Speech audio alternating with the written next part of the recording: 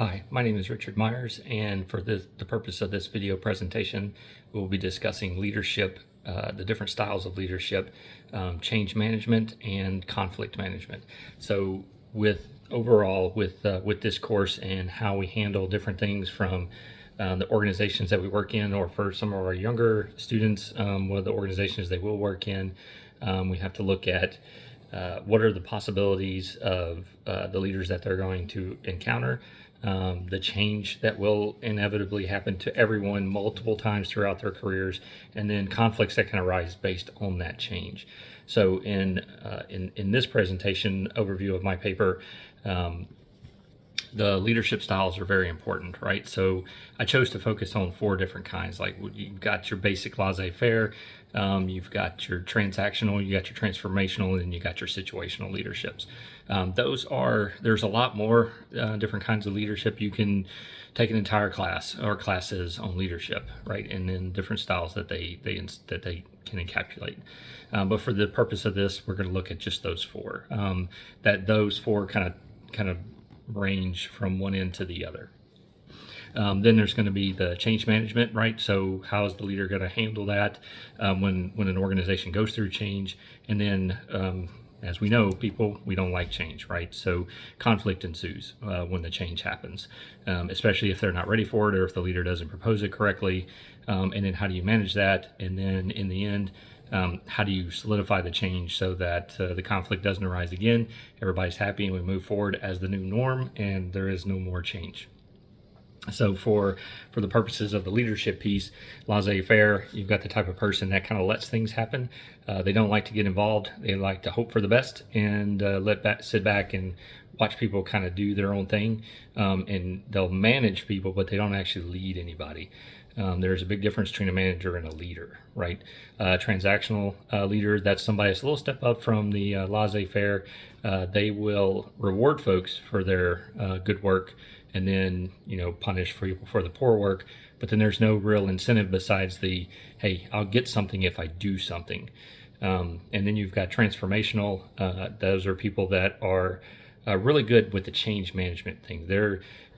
A lot of leaders will be either a situational leader or another type, and they'll move into the transformational leadership piece.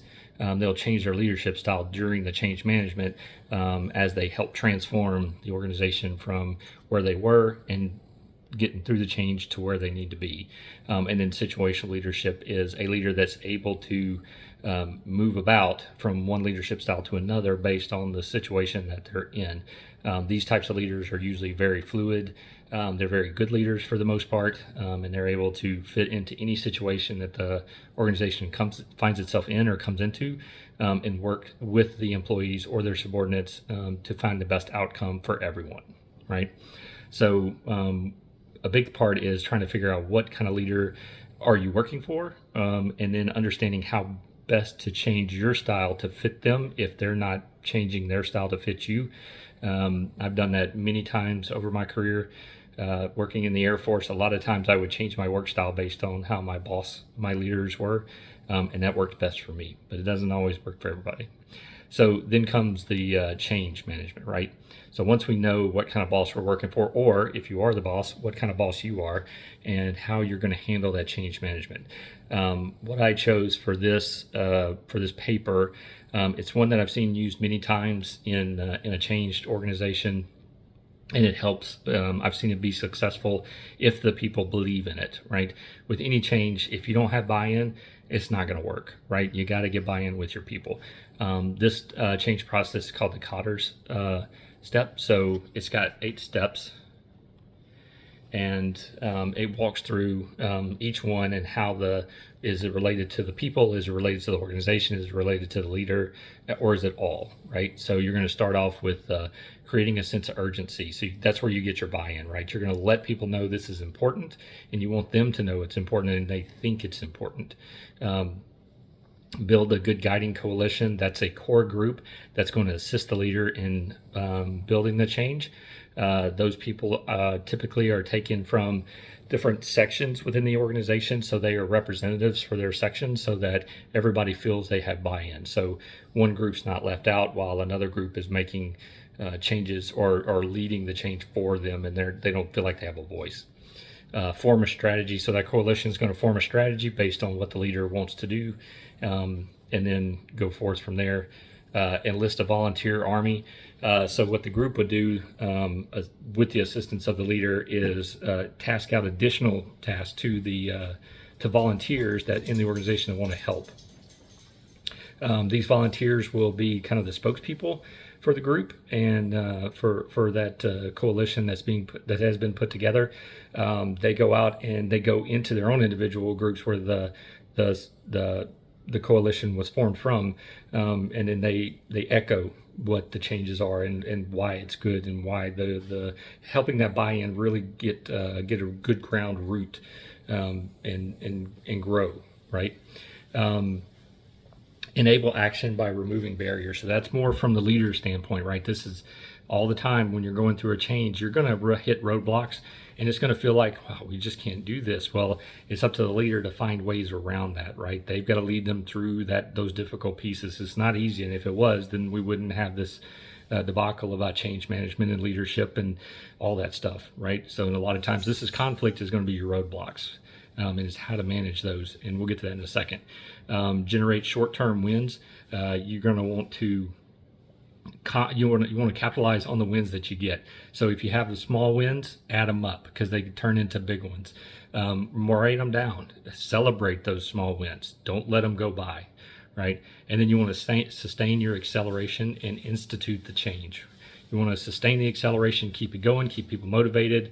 If it takes too long, people lose steam, and then institute the change, solidify it, right? So with the conflicts, when they come up, it's really important that you don't have a laissez-faire leader, that you do have somebody that's really pushing forward, trying to make the change happen, taking the conflict aside, not letting it spread to the entire organization or the group, and then squash it as best you can, and then doing it in a way that the people that are causing the conflict don't believe that they're the reason that it's all going to fail, right? They want their voice to be heard. They're causing a conflict for a reason because something doesn't feel right to them.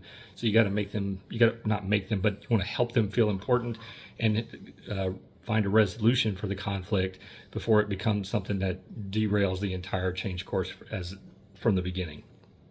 Now, my hypothesis was, I've seen this many times, was that, your first two, your laissez-faire and your transactional, those are not going to work. People are going to see through that, and laissez-faire, we know change is just going to destroy that person. But with the transformational and the situational, it's going to, if they do that correctly, it's going to be a success, right? So I believe that picking the right style, and if it's not your style, learning to become that style, figuring out a way to find out what your weaknesses are that keep you from being that, and overcoming them. Biggest hard part is admitting that you do have a weakness. We all do. We're human, right? We are imperfect. So I hope we all learned something from each other's videos this week, and I look forward to watching each and every one of yours. Thank you.